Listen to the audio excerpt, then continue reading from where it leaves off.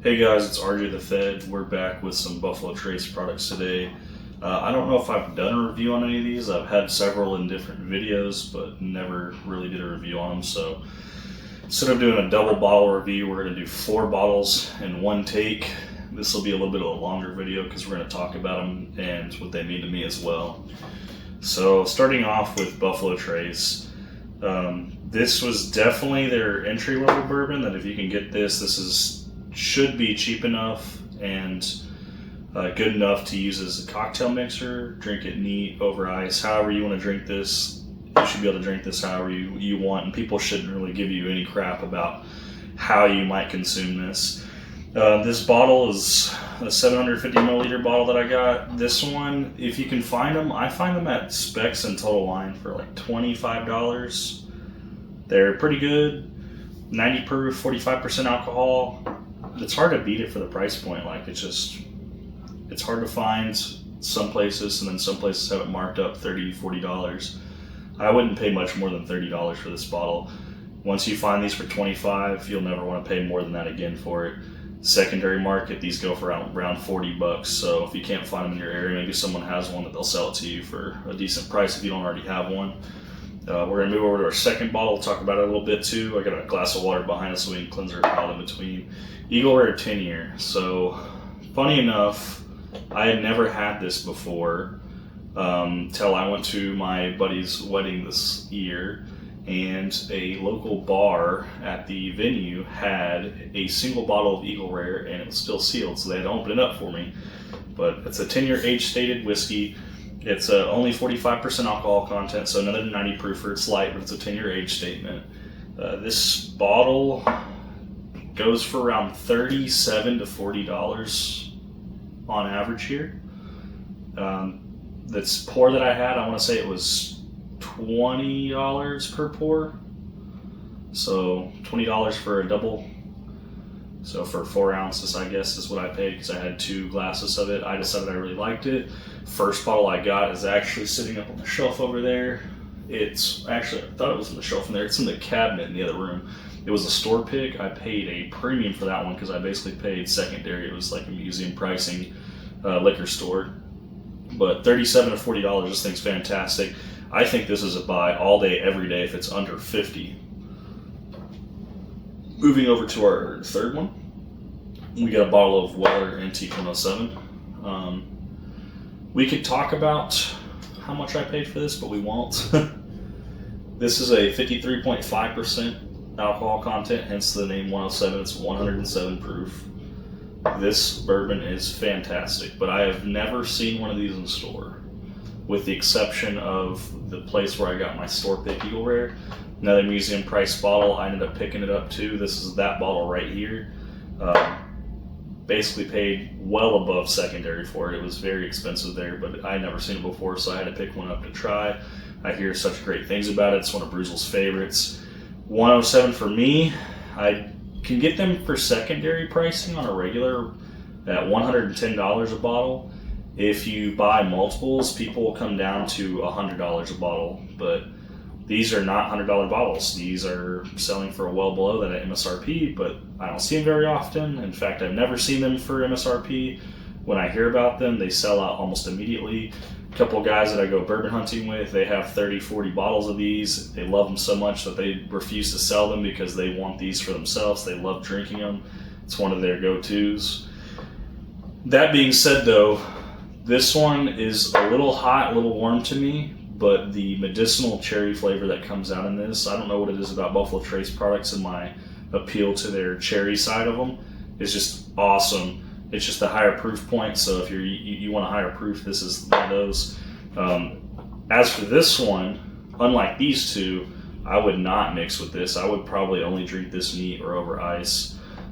These two I would mix with Eagle Rare. It's kind of up in the air whether you should mix with it or not. Some people say it's a hard bottle to find, so like drinking it neat, straight, whatever.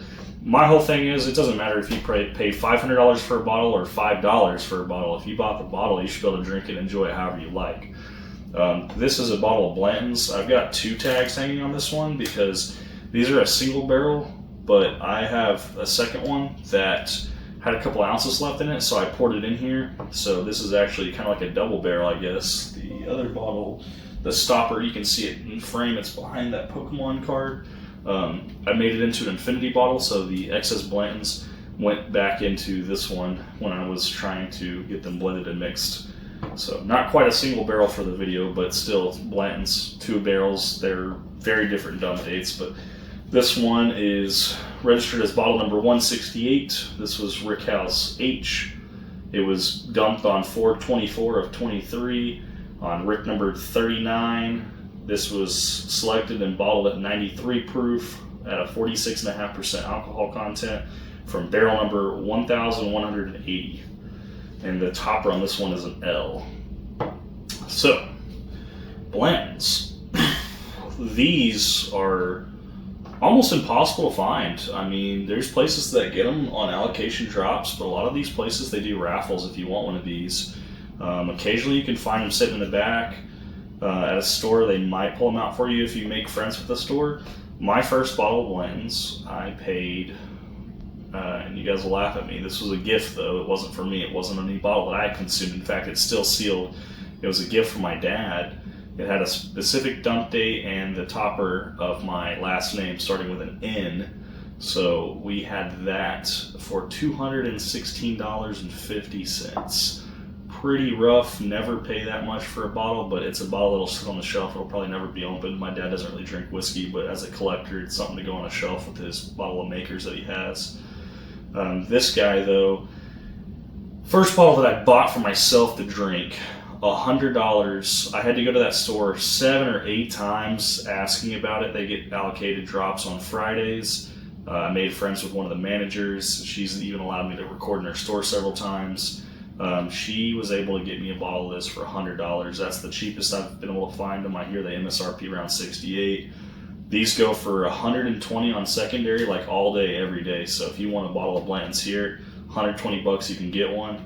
If you think it's worth $120, like, you can buy as many as you want at that price. That's not a problem for me. If I don't have one, I'll pay $120. But if I have one, I'm not going to go out of my way to start paying $120 for them. I'll try to hunt for them for under $100 or right at $100. So going from cheap to most expensive, $25, $37. I believe these are around the $65 mark.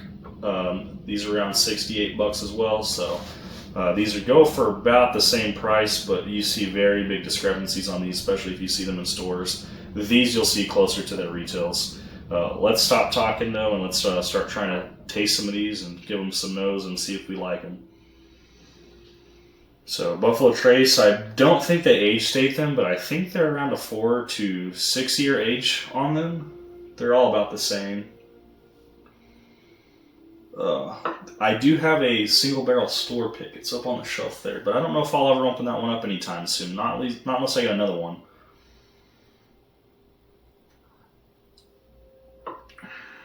It's just very light, very sweet. It's got like a vanilla to it.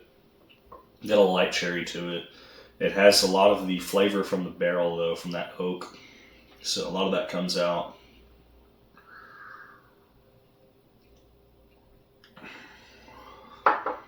Fantastic for mixing. I mean, I use them for pretty much any and every cocktail, along with the Weller Special Reserve.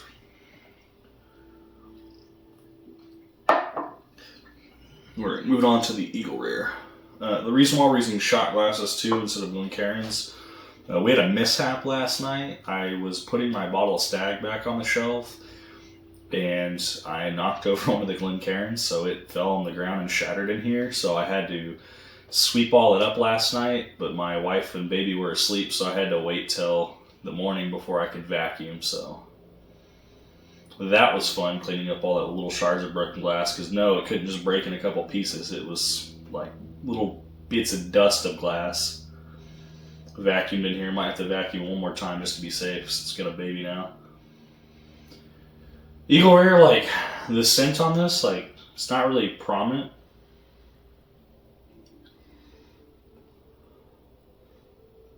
Obviously, these aren't the glasses to be sniffing out of, but get a good smell of it too.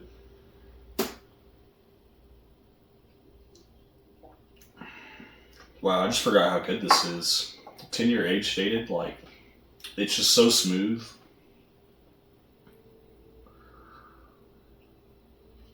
You got like vanilla, cherry, caramel, a little bit of the oak char.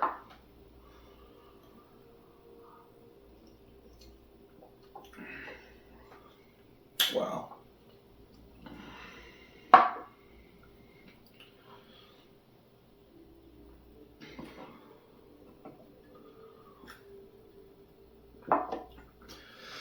Moving on to the Weller 107.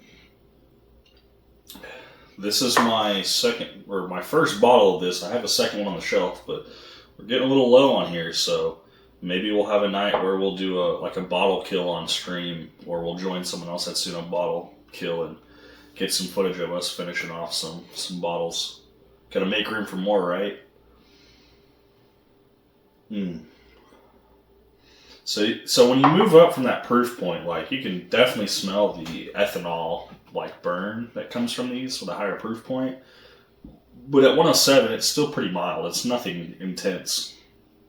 Now, that being said, if you haven't had anything to drink that day and you just start with 107, you might burn some of your taste buds off if you're not ready for it.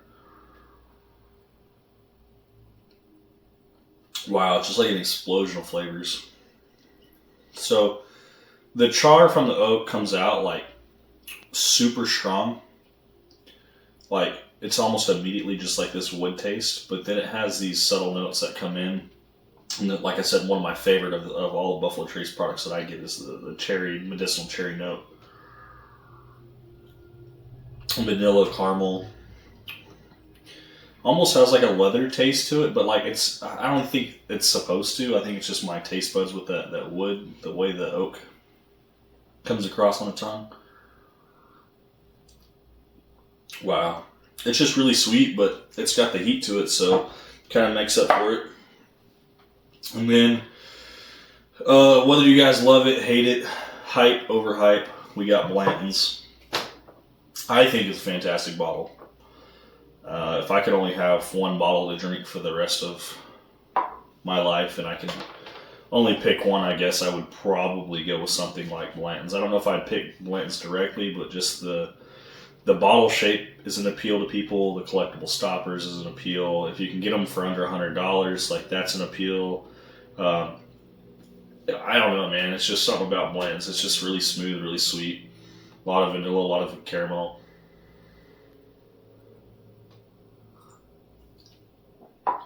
I've never had a bad one of these either, so, I mean, it's a single barrel, it's Blanton's. Like, this one has a very strong vanilla and caramel taste that comes through.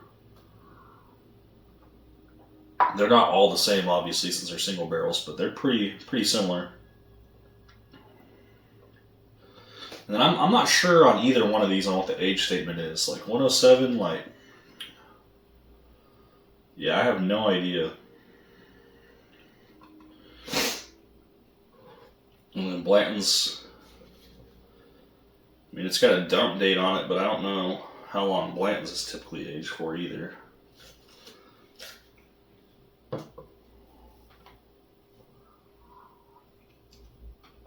Alright, so left to right again, we got Buffalo Trace, $25 bottle. Drink it however you want, mix with it, it's up to you. Eagle Rare, if you can find it under $50, I think it's a buy. Preferably under $40. That $37 is the sweet spot for my area. Fantastic drinker. However you want to drink that one as well, mix it, do whatever.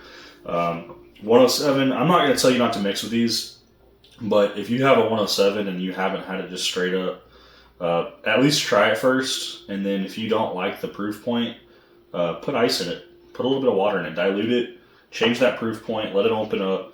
All of these glasses that were sitting here before we started the video, they had sat here for probably 10-15 minutes to let them kind of air. Some of them, they'll change based off of how long you've had them open for in the air. This one's getting towards the end of the bottle, so it's had a lot longer to sit. Some of these fresher cracks, like this Eagle Rare, I mean, you might need to let it air for a little bit or get that neck pour down. I don't know if there's a science to it about the whole, like, oh, the neck pour is the worst in every bottle I've had. Like, I don't know about that. Blanton's, under 100. I'd buy it.